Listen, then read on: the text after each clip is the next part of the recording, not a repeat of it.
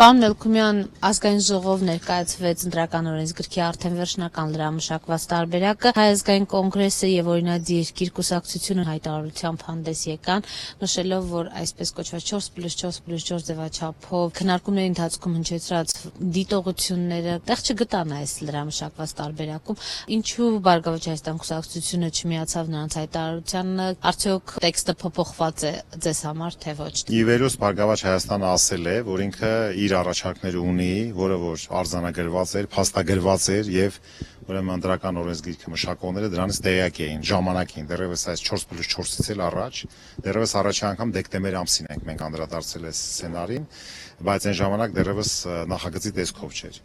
Իհարկե այն հիմնական խնդիրները 5 խնդիրները, որ դրել էին ոչ իշխանական ուժերը, այս կամ այն կերպ որոշակի մոդիֆիկացիա է, որոշակի տրանսֆորմացիա են ենթարկվել, օրինակ ես ինքս քանի որ մեկ անգամ մասնակցել եմ այդ հավաքին 4+4+4-ի,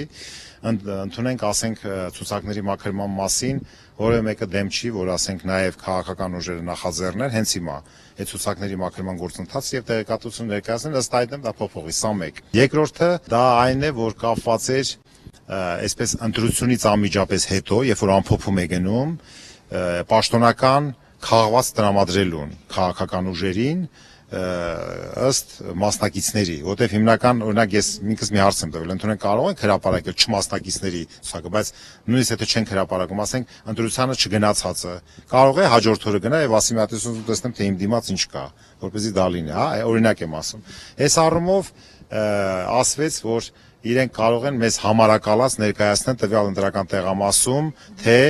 ասենք թե որ համարներն են մասնակցել քվեարկությանը, որ համարներն են մասնակցել քվեարկությանը, հա, սա էլ ինչ որ աշխատանքային փաստաթուղթ է, բայց դա իրավունակ փաստաթուղթ եւ այլն։ Հիմա այս վերջի իհարկե տեքստին ես չեմ ծանոթացել վերջի տեքստին ինչպեսին է, բայց ես հասկացա, որ այն հիմնական կետերը, որ դրվում էր ուրեմն ոչ իշխանական ուժերի կողմից ցուցակների հրապարակում եւ այլն, դրանք իհարկե մնացել են չլուծված։ Այն առաջարկները, որ Բարգավաճ Հայաստանը տվել է, ասենք դիտորդների թվաքանակի, ԶԼՄ-ների նկարահանման, հա, այդ բաները լուծված է, չէ, բայց ընդհանուր ֆոնը ես ուզում այսպես մենք նայենք էլի հարցին։ Ես իմ անձնական կարծիքն եմ ասում։ Ես այն գործիչներից եմ, որ գտնում եմ, որ ճիշտ է, ընտրական օրենսգիրքը եթե լավ գրված լինի, միևնույնը մնալու է նրա այսպես կոչված ընտրական գործընթացի կազմակերպման վարչարարության խնդիրը, օրինակ, եթե մենք ունենք էլեկտրոնային ծրագիր, էլեկտրոնային գրանցման, չէ, այդ էլեկտրոնային գրանցման ծրագրի անվտանգությունը ով է տալի երաշխիք, այդ բանը ես չեմ տեսնում անձամբ, որ այդ երաշխիքը կա, այսինքն կարելի է միջամտել, կարելի է, հիմա ոնց ենք անում, այդ թող վարչարարության մեջ ընտրական օրենսգրքում դա լինի, դա մեկ, երկրորդը կապված այդ բանի հետ, մատնահետքի, որ լրացուցիչ խնդիր է, այդ նույնպես չէ էլեկտրոնիկայի աշխատում, դա ոնց է, այսինքն այս սրանցից ելնելու եւ վերջապես ցուցակների հրապարակում եթե մի պահ ընդունենք, որ դա իսկապես մարդու իրավ ինչ որ վիճելի է այստեղ բան կա, չնայած ես շատ մեծ վիճելի բան չեմ տեսնում դրա մեջ, այնուամենայնիվ դա նշանակում է, որ սկզբունքորեն այդ կոնսենսուսը ըստ էության կարող ենք ասել, որ չկա, բայց որ փորձեր արվել է ինչ որ ուղղումներ անել, ինչ որ մոդիֆիկացներ բան։ Հիմա ես մի ուրիշ ուզում եմ քաղաքական գնահատական տամ, հետեւյալը ասեմ։ Այ ընդունենք ես իշխանությունն եմ կամ մյուսն է իշխանությունը կամ դուք եք։ Այսինքն այն արժեքը, որ նախորոք միջև ընտրության գնալը, ասենք թե ինքը համադրում, ասենք եթե ես այս ակցիան անում եմ, չնայած չեմ ուզում, բայց դա բերում է նրան, որ ես ասում եմ, տես ընդդիմություն դու ինչ ես ուզում, ես անում եմ սա, որը ողջամտության շրջանակներում է, չեմ ասում անհեթեթության ժանրից։ Անում եմ եւ դու հիմա կարող ես հայտարարել, որ այո, ստեղծված են պայմաններ թափանցիկ եւ արդար ընտրության համար։ Այսինքն այս մտայնությունը ես ուզում գնահատեմ ընտրական օրենսգրքի այսօրվա այս դեբատների հետ եւ ես ելի եմ ասում, խոսքս կիսատ մնաց այն գործիչներից եմ, որ գտնում եմ, որ ուրեմն ընտրության հարցը չի լուծվում միայն ընտրության օրը։ Միջև ընտրության օրը պետք է մթնոլորտ փոխվի երկրում։ Տենց չէ՞ էլի, որ երկրում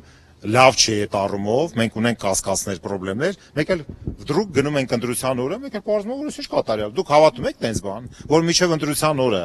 ինչ որ անընդհատ չվստահենք, խնդիրներ լինի, ունենանք պրակտիկա, ավանդույթ ինչ որ այլ բաներ, հա, մեկ էլ ընտրության օրը գնանք այդ ընտրության ժամը ավարտվի, ասենք, այս ինչ կատարյալ բան, այդպես բան չի կարա լինի։ Դրա համար միջև ընտրությունը պետք է մթնոլորտ փոխել։ Եվ դրա համար, երբ որ մենք խոսում ենք այսօրվա մեր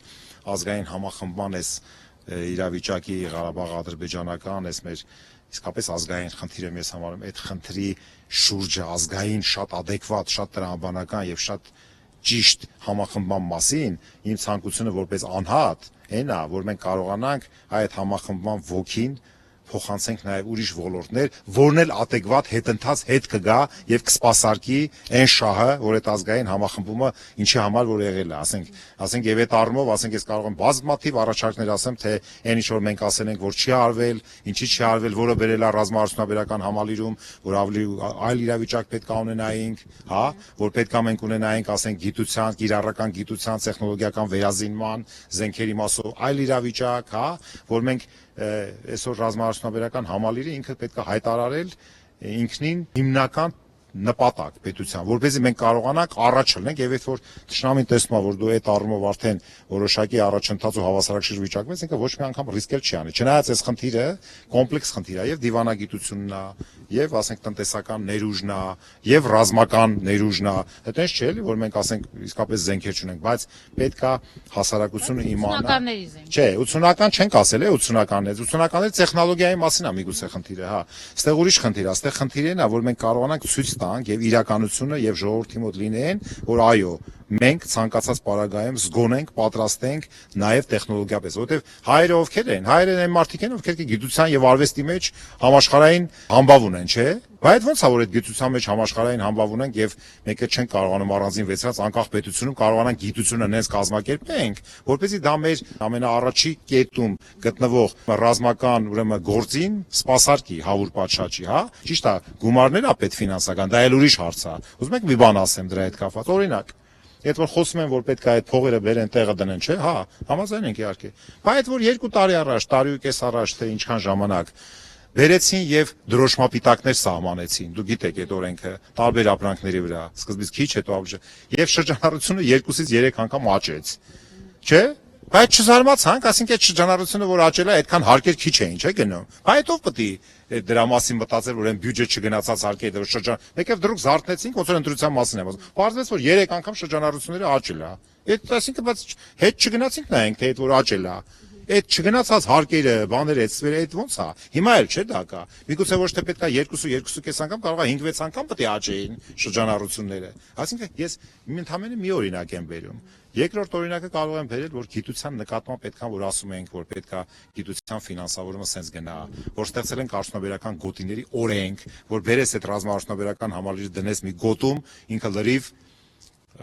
համապատասխան պայման ունենա զարգանալու եւ ամենակարևորը որ չասեցի, դեռևս ամիսներ առաջ կառավարությունը պետք է աշխատի օպերատիվ կառավարություն, ինչի համար է ասում սա։ Ասում եմ, որ այսօր էլ եմ ասում, որ այսօրվա կառավարության նիստեր կազմակերպելու ձևը, ոճը համարժեք չի այն մարտահրավերին, որ այսօր մենք ունենք։ Այսինքն Ցնավետ չի մեր կառավարությունը։ Այսինքն էլի թող նիստեր անեն, բայց զուգահեռ դու պետք է օպերատիվ կառավարման սխեմա ունենաս։ Այսինքն մենք հանգիստ ինչ որ վիզաներ ենք տալի, գնում ստորագրում են, ասում ենք մի հատ էս հանձնարարական էս ինչը սենց, գալիս են կառավարությանը, ոնց որ ոչ մի բան չի փոխվել, հա։ Այսինքն բան չի փոխվել այս երկրում։ Դուք բոլորս մենք հասկացանք, չէ՞, որ մենք ուզում ենք որ մթնոլորտ փոխվի, բայց մթնոլորտ փոխելը վիրտուալ գաղափարական միայն մթնոլորտը չի։ Մթնոլորտ փոխել նշանակում է հարաբերությունների որակ փոխել։ Դա կլինի տնտեսական, արտադրական, հարկային, մաքսային, չգիտեմ, այլ, այդ բոլորը պետքա փոխենք մենք, այսինքն ոչ թե ջարդելով եղածը, այլ հակառակը, ֆունդամենտը նենց ամրացնելով, որպեսզի մենք կարողանանք կարճ ժամկետում հաջողություն։ Ես հավատում եմ, որ հայերը, հայ քաղաքացիները, հայ մարդը, հայ մասնագետը, հայ գիտնականը, հայ արդյունաբերողը ստեղծագործ եւ տաղանդավոր մարդիկ են։ Այսինքն մենք ուզում ենք ասենք մենք այդ տաղանդը չունենք, որ կարող ենք մոբիլիզացնել։ Հակոբյան, այս անարդյունավետ կառավարումը ինչպես պիտի փոխվի։ Անարդյունավետ են կառավարիչները, ի նկատի ունեմ սկսած վարչապետից, պիտի փոփոխությունների ենթարկվի։ Պետք է հաջորդեն օրինակ դահկի պետի հրաժարականին, նաեւ այլ հրաժարականներ, կոնկրետ քայլեր պիտի։ Ուրեմն թե դա կլինի հրաժարականներով, թե դա կլինի ինչ, բայց միևնույնն է, խոսքը անձերի մասին չի։ Մի անձին փոխարինես մյուսով, կարող է որոշակի փոփոխ, բայց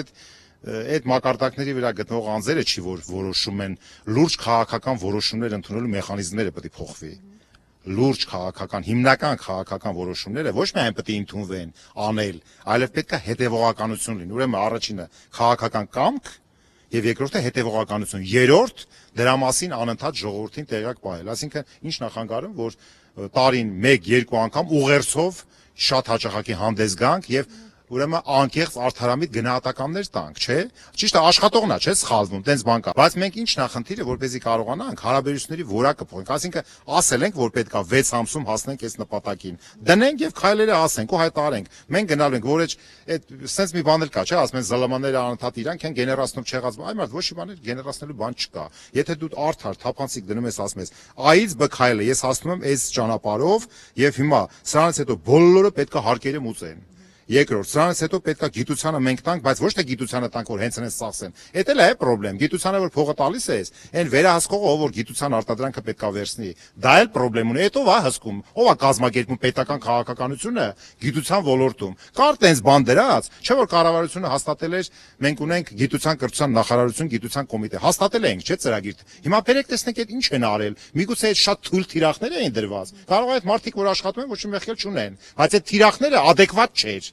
Համարժեք չէր այսօրվա մարտահրավերին։ Այսինքն ես եթե փորձեմ ասեմ, մենք նորություն չէր, չէ՞, այդ բանը ապրիլի 2-ին որ սկսվեց առավոտ շուտ, այդպես բան չէր, որ ինչ որ շատ հանկարծակի։ Ճիշտ է, այդ լայնածավալ ռազմական վայրագությունները, կործանիչ զենքերի օգտագործում բանը, հա, բայց տենց չի, որ մենք միշտ ասել ենք ոչ պատերազմ, ոչ խաղաղություն։ Պարզվեց, որ պատերազմի մեջ ենք իսկական։ Հիմա բայց դա չի նշանակում, որ մենք չպետք է սպասեինք դրան։ Այն բաները, որ դրվել են տարբեր գերատեսչությունների, տարբեր ոլորտների առաջ, պետք է հասկանանք։ Այդ գերատեսչությունների ղեկավարներից տենց է, որ բան չի կախված, թե թիրախներն ա թույլ դրված, իրանք իրաց գործը անում են, որ հարցնես կասի ես adekvat չի գնահատել իրավիճակը, պարոն Մելքմեն։ դա 1 տարվա 6 ամսվա գործ չի, դա տարիների, այն որ մենք ասում ենք, որ վարվող քաղաքականությունը, ուրեմն քաղաքական մենաշնորհը, ընդհանրապես տնտեսական մենաշնորհները, հակակոռուպցիոն քաղաքականությունը, աջակցությունը, սոցիալական խնդիրների լուծումը այն ճանապարհով չի գնացել։ Այսօր էլ ես ձեզ մի հետաքրքիր բան ասեմ, կզարմանաք։ Իհարկե, միջև այս դեպքերը ես նախաձեռնել էի, որ նվազագույն աշխատավարձը 10,000 դրամով բարձրացնելու նախագիծ։ Կարծեմ հաջորդ շաբաթ, ինչքան ես գիտեմ, պետք է մտնի եւ մերժվելու է ըստ երևույթին, հա։ Մարդիկ գնում են այն ճանապարհով, որ անընդհատ ինչ-որ բան կրճատենք։ Հակառակը դու պետք է գնաս այն ճանապարհով, որ սպասարկես, բայց պետք է ընտրես թե ինչի հաշվին ինչը սպասարկես։ Մենք չենք կարողանում 14 օրը տարբերակենք։ Մենք ուզում ենք համատարած պահենք նվազագույն անբավարար վիճակում։ Այ ախպեր ջան, ռազմաարդյունաբերական համալիրի զարգացնես, դեր գիտնականների հետ, լավ մենեջմենտի խնդիր ունես, հրավիրի 1-2-ին ուրեմն այս փողերը ուղի ինտեղ հարկերը չեմ մուծում, հայտարարի, ով որ չի մուծում, այս պատիժն աստան։ Եվ այլն։ Այսինքն քայլերը կա էլի, հիմա չասեմ ես։ Պարոն Մելքմյան, եւ չեք կարծում բացի այս քայլերից նաեւ գոյություն ունի այն շատ վերին աստիճան հարստացածներ, գումարներ, որոնք ըստ էության պարզ է մեր հայաստանյան իրականության մեջ անհնար էր այդքան գումար դիզել, արդար ճանապարհով նրանք նույնպես պիտի այսօր կոնկրետ իրենց քայլերով զարգ տան բանակաշինությանը հենց արդիական զենք ձեռք բերելու։ Այսինքն կոնկրետ պահանջներ չպետք է դրվեր։ Ես գաղափարին միանշանակ կողմ եմ, գաղափարին, բայց դրա վարչարարությունը թե ինչ ձևի անել, պետք է այնպես անել, որ դա լինի ուրեմն համաժողովրդական կոնսենսուսով եւ օրենքով։ Ես ցանկացած հակաօրինական քայլի դեմ եմ։ Ես ընդհանրապես կուլակաթափությանը դեմ եմ, բայց գաղափարին ձեր ասած կողմ եմ, այսինքն ես չլինի որ ես ասում կուլակաթափությանը դեմ եմ։ Դա էլ պետք է օրենքով անես։ Կա օրենք, խնդրեմ օրենքը կիրառեք։ Բերեք ընդունենք օրենք եւ այդ օրենքով ձեր ասած ինչ որ ասում եք սահմանենք։ Միանշանակ կողմ եմ օրենքով սահմանել, որպեսզի այդ հարցում էլ ինչ որ դուք ասում եք, բոլորը լինեն հավասար պայմաններում։ Այսինքն ես չլինի որ մեկին ասեն դու պետքա բանակի համար սենց անես, բայց ինքը իմանա թե մենակ ինքնա կամ մի քանիսն են, մյուսները չի, հասկացաք չէ՞ միտքը։ Արտոնյաններ չպիտի։ Այո, այդ հարցում էլ պետք է արտոնյա։ Եթե օրենք հա, բոլորը պետք է օրենքին, բայց այդ օրենքը պետք է այդ առանձնահատկությունները վեր հանի, թե այդ ձեր ասած խնդիրները, որ դուք ասում եք, ոնց է եղել։ Հասկացաք։ Այսինքն դա էլ պետք է լինի պաշտպանված ընթացակարգով, որպեսզի մարդը իրան նսեմացած չզգա։ Ապրիլի 1-ից առաջ եւ ապրիլի 1-ից հետո մենք այլ իրավիճակում ենք ապրում եւ ինչ է կարծում այս օրերին, եթե ցանկություն եւ կամք լիներ, միթե այդքան կարճ ժամանակահատվածը կոնկրետ քայլերով հանրությանը ապացուցելու, որ պատրաստ են փոփոխության։ Իսկապես դուք ճիշտ եք, մենք կանգնացենք, եթե այդ ցանկությունը կա ղեկավարության կողմից լուրջ փոփոխությունների նախաշեմին։ Բաներ կա, որ այդ փոփոխությունները նախապատրաստվում է, միգուցե մենք տեղեկատվություն դուք կամ մենք լիարժեք չունենք, որը որ պետք է արմատական եւ ճիշտ անես։ Այսինքն Հայաստանը հիմա շանս ունի այնպիսի մի վեկտոր ձևավորի ապագայի նկատմամբ, որ հետո նենց չլինի, որ անցնի 6 ամիս կամ մի տարի, ասենք, ես ինչ սխալ բան արեցինք, հիմա էլ այդ հետ պատտենք։ Այսինքն հիմա մենք կանգնած ենք, ես կարծում եմ, լուրջ փոփոխություններ իրականացնելու նախաշեմին, տենց պետք է լինի, եւ դա բոլորն են ուզում։ Ինչի՞ ես խոսեցի կոնսենսուսի մասին համաժողովրդական։ Ժողովուրդը այսօր ուզում է անկեղծորեն, չէ, տենց մարդ չկա, չէ, որ ասես այս վիճակը պետք է փոխվի, ասեն, չէ, ինչ ես ասում, սա պահենք սենց։ Տենց բան չկա։ Այդպիսի արմատական լուրջ փոփոխությունները պետքա ճիշտ նախապատրաստվեն, որտեղ տարբեր ազդակներ կա, տարբեր նրբություններ կա, եւ հետո քայլերով ասել դրա մասին նախ ուղերձով ժողովրդին, որ մենք սա ենք անելու, եւ դա լինելու է, ոնց որ ես ասեցի, օրենքի ուժով եւ համաժողովրդական կոնսենսուսով։ Եթե այդ երկու պահը մենք ապահովենք, օրենքի ուժ, համաժողովրդական կոնսենսուս, մենք իսկապես թռիչքային զարգացում կարող ենք ունենալ, որովհետեւ այս համախմբումը մեզ ստիպում է, որ գնանք։ Հա, եկելա դանակը հասելա, ոսում ենք ստիպում է, որ այդ բանը համախմբումը լինի եւ թռիչք ունենանք։ Ձևերի, ոճերի հասնելու ճանապարհների մասին կարելի է խոսել, բայց որ դրա առանցքում պետք է լինի արդարությունը, դա փաստ է։